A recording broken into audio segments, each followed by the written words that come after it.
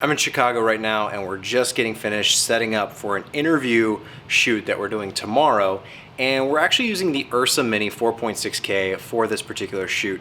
Now I'm going to make another video talking about the overall setup of all the gear, the lighting, the cameras, why we're doing the things we're doing, but I wanted to make this video talking about the Ursa Mini and what I like about it and some of the things that I don't quite like about it. So let's talk about the camera. One of the first things you'll notice about the Ursa Mini right off the bat, and it could be a good thing, could be a bad thing, even though it's called the Ursa Mini, it is still large compared to other cameras like what we have over here, which is a GH4. So comparatively, it is a big step up in terms of size, and that might be a plus or it might be a con depending on how you want to look at it.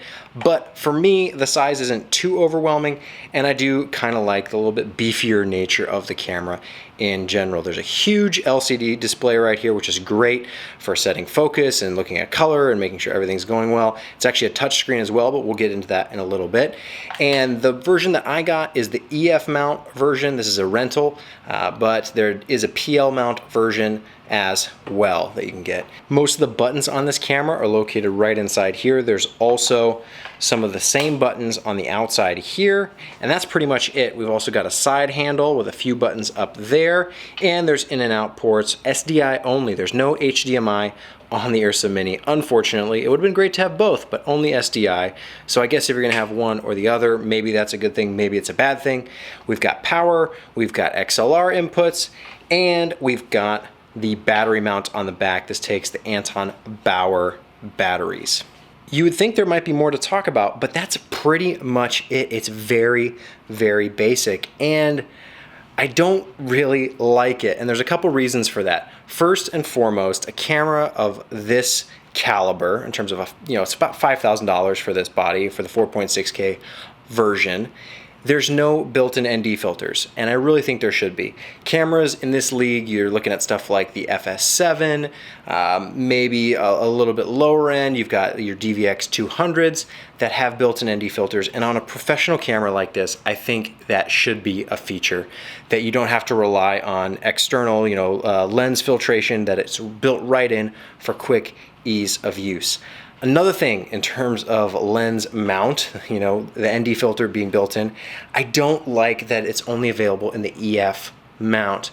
Now, I understand a lot of people have Canon glass and the EF mount is very popular, but the sensor in here is Super 35, and if it had been like an E mount or a Micro Four Thirds mount, you could use a speed booster to get that kind of full frame look if you wanted to.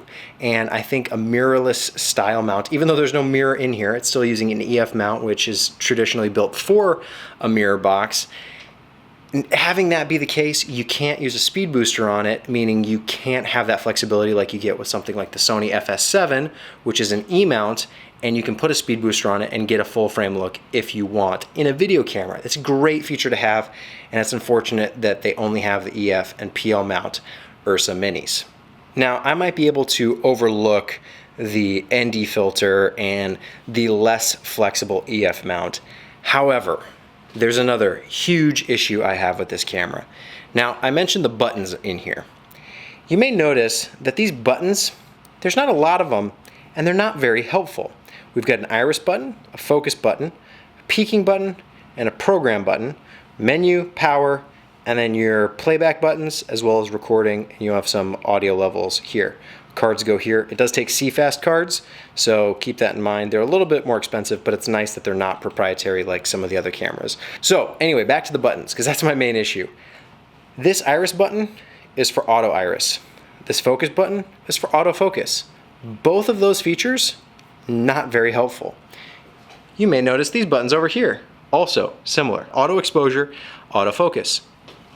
On the outside, auto iris, autofocus, and you have two custom function buttons, but they're on the outside panel of the LCD. So the only buttons that you have immediate quick access to are for automatic features that honestly don't really belong on a camera that's like, this is like a filmmaking camera, a cinematography, cinematic type camera, and there's no manual controls here.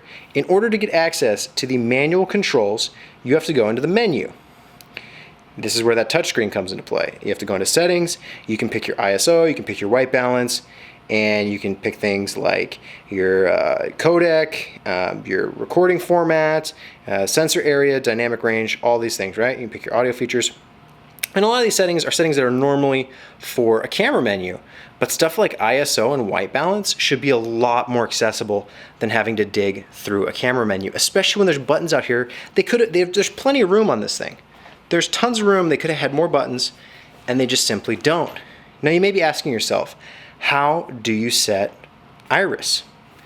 It took me a long time figuring it out, and I didn't even figure it out myself. I had to look it up, and once you figure it out, it's not immediate, it's not obvious, but I can understand why they did it. But you actually use the forward and back playback buttons to set your aperture. It is the most baffling way that you would ever set exposure using your playback buttons. I understand why they did it, because they're there and those buttons have value and they want to do kind of like a dual purpose for it. But I think it'd be so much more intuitive to have an aperture wheel, a scroll wheel. There's no wheels anywhere on this thing. And if you're familiar with DSLR or hybrid mirrorless cameras, they are so easy to use. Everything's quick. You can set everything around the fly. You can change your shutter, you can change your ISO, you can change your aperture, white balance, all immediately on the camera rather than digging through menus. So I hate that you have to go into menus to do this stuff. It is just not a pleasant experience from a usability standpoint. Yes, you can work with it. It's just really slow, it's cumbersome, and it seems like a terrible design choice to only have a few buttons, and let alone have the exact same buttons repeated over and over again across different spots, all doing functions that I would wager most people aren't going to be using, because I've tried the auto iris and I've tried the autofocus and they don't work that well. The autofocus hunts, it is slow. It is not what I would consider the best case scenario by any means. Iris, same way. It'll guess for your exposure, but it doesn't do a very good job. You've also got stuff like focus assist, but when you punch in here, you can't move this panel around. On most other cameras, you can move this panel to pick where you want to look to focus. Not the case. Double tap and that's it. Now, there are guides, so that's handy. So in the menu system, you can have these guides. I have it set for 2.35 to 1 right now. So there's the actual 16:9 frame, but you can toggle those on and off. That's convenient, but other than that, it's really not that helpful. In terms of image quality coming out of this thing, it looks really nice. It is a significant step up from the GH4, so you know there is the price difference there.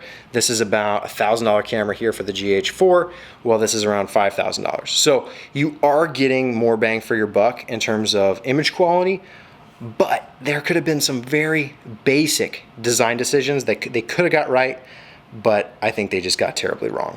And finally, the Ursa Mini 4.6K does have some nice frame rate options. You can shoot 4K 60, you can do some high frame rate stuff in 1080, and that's all great to have. Definitely on something that costs this much, you want those kind of features, and it's great to have. But overall, I'm a little disappointed with the design decisions that they made. I think they could have easily been remedied just through a little bit of getting response and feedback from people who actually use these things.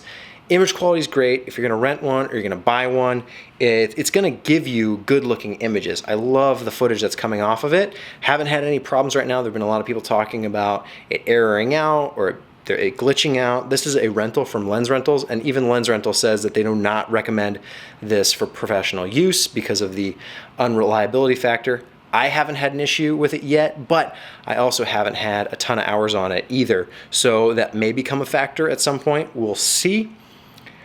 Overall, it's a good value for image quality, but it really needs a hardware design refresh. And it's not even, you know, major features. You know, it's got a built-in microphone. It's got all the pieces and components. It's just laying it out in a better way, giving a little bit different functionality to some of the buttons, maybe adding a scroll wheel or two, or just a different way to set stuff. I know I harp on it a lot, but it's really so basic and so simple, and they really messed it up.